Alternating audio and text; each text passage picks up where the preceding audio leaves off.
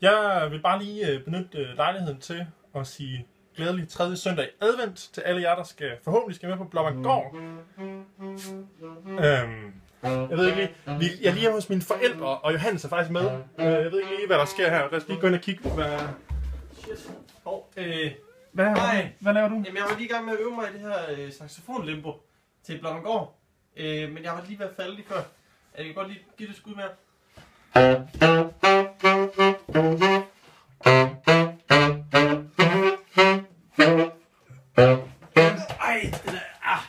Men altså, det har du øvet dig i, når vi kommer på Lolland igen, ikke? ikke? Et halvt år endnu. Ja. Det skal nok gå. Jeg kan det, når vi ses på Blåvandgård til sommer. Skal I lige have en julesang med på vejen? Kommer lige her.